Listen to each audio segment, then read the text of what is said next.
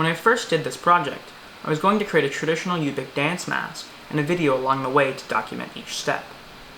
In doing more research, however, I came to find that that actually would not be staying true to Alaska Native cultural expression. See, by definition, a Yupik dance mask, or kinakuk, cannot be created by someone like me. I'm just a guy. In the Yupik language, the word kinakuk comes from the word kinak, which means face.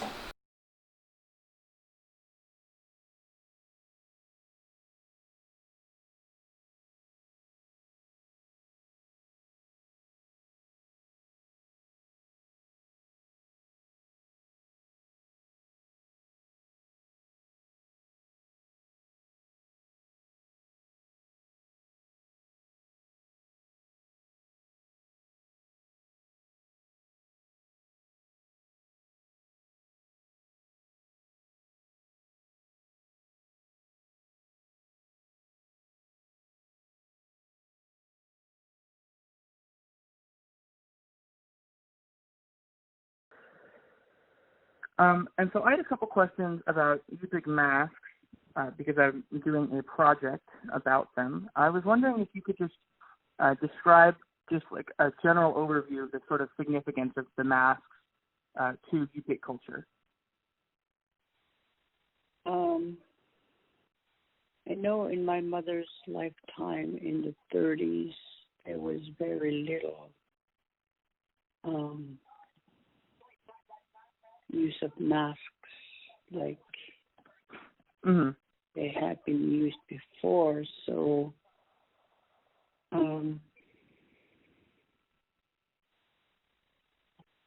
but when I did the mask exhibit project, I was fortunate enough to talk to quite a number of elders that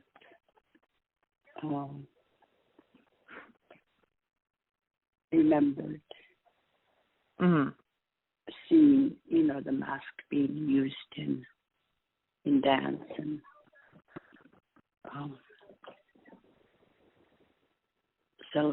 festival, celebration. Could you just really quick go over sort of what types of masks there were? I mean, I'm aware that there were transformation masks and death masks, and they had they were really mostly animal masks.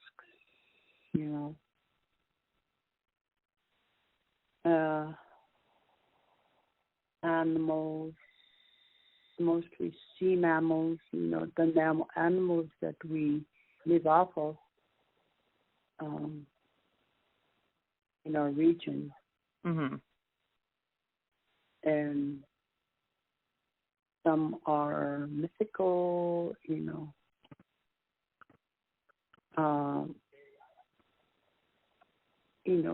strange, looking half creatures. I'm sure you have seen pictures of some of the masks. Were the dances and the masks sort of connected? Yeah. Some, not all, but some masks were connected to the festival that is mainly, dancing, drumming and dancing. Learning more about these masks has proven quite difficult, however, as there are few remaining that were created prior to the 30s and 40s, when, due to Western influence and imperialistic proselytization, there was a cultural shift away from traditional values, knowledge, and practices. The newly created disparity was also exacerbated by systemic institutionalization. However, that is not the only reason that these masks are so hard to find nowadays. Traditional ones, that is. The masks' elusive nature complement their mysterious and spiritual qualities. I couldn't understand all of what you said just now. Do you know if the masks were burned after being used in a ceremony or a dance? They were burned. Either burned or put away, out with nature, out on the land where nobody will trample on them or mess with them, where they become part of the earth. The burning and discarding of these masks, coupled with cultural expungement, strip away key aspects of context that form the lens with which to properly view this piece of regalia. Take these masks displayed in the Portland Museum of Art, dated circa 1940.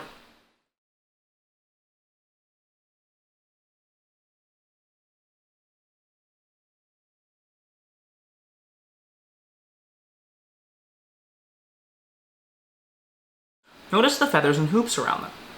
Gleaning information on Yupik iconography comes from traditional knowledge passed down from native elders. Yeah. And can you just also go over like some of the iconography and symbology of the masks? I know a lot of them have dots and hoops on them that represent sort of the interconnectedness of the spiritual world and the physical world, that they were like the liaisons for. But are there any other important symbols that would sort of be recurring on multiple masks, or maybe would be representative of the purpose behind the mask? Well, the hoops around the actual image inside, whatever it is, the animal, seal, half man, half seal, half whatever, and half animal. The hoop, the circles around it, and there's usually two of them. According to, from what I understand from the elders, those represent the world, the levels of consciousness or something, the world. That there's levels. We are here in the conscious level, and then there's other worlds, other conscious levels. That's how I understood, and some people see them that way, I guess.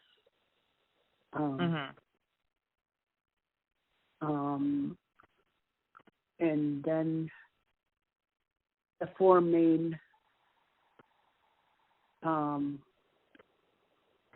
directions: north, south, east, west. There's usually the main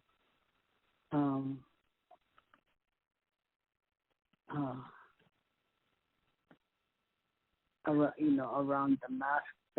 The four are usually some of the masks.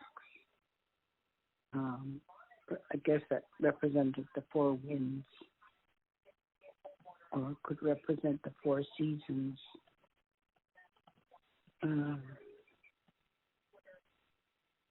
So it's similar to the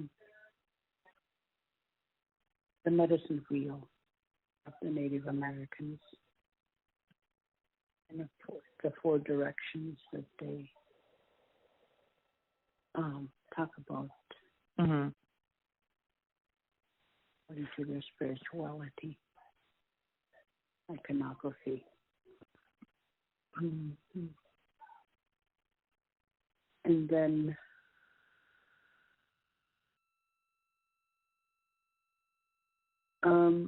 the 4 points around usually 2 hoops and a dot in the middle.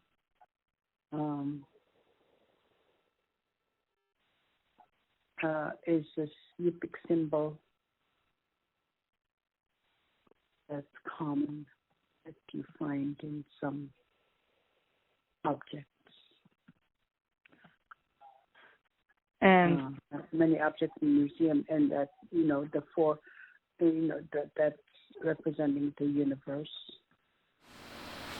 The motif of 4 limbs or sticks is also seen in these masks.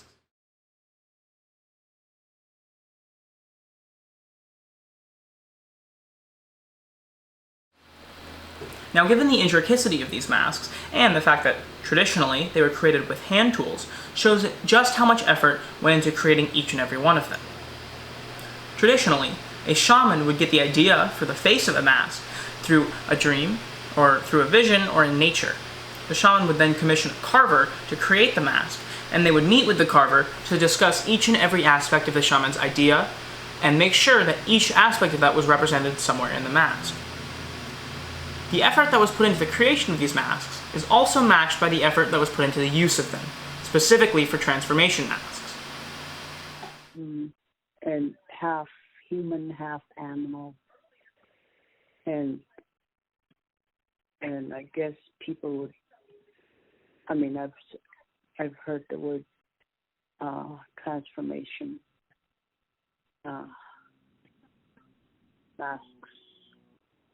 But mainly what the elders were saying about the masks was that they were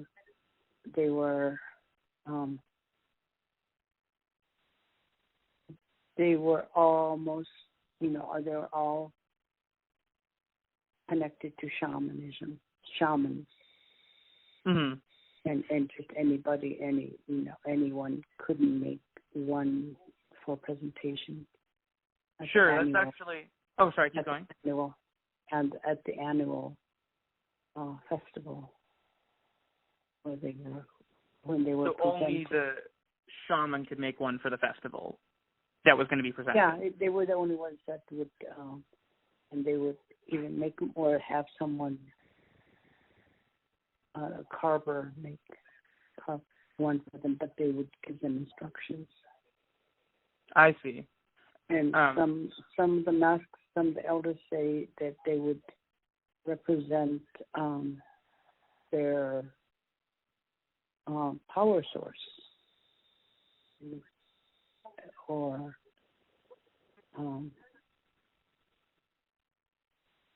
animal. I don't know what the word is, but that.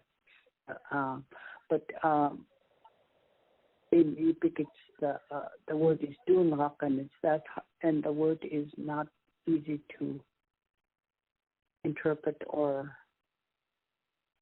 define, because the elders couldn't really give a real deep, good definition of that word, but they represented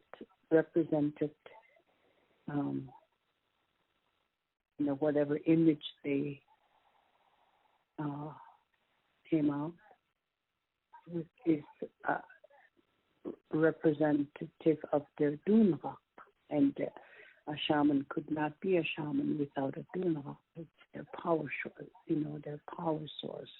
Sure, that makes sense. Would you mind spelling out for me?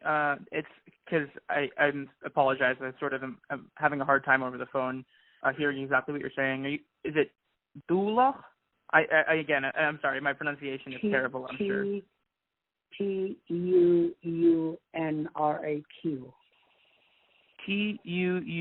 Tuunraq? Yes, is the word, yeah.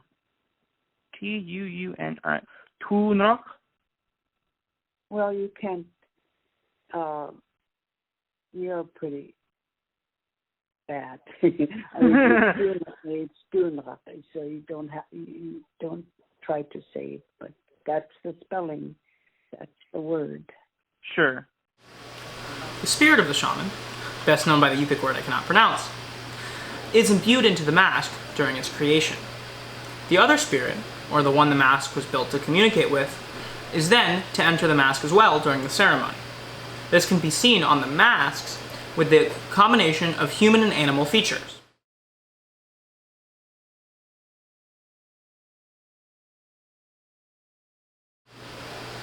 We see then, there is connectivity not just between the physical and metaphysical worlds, as represented by the hoops, but also between human and animal.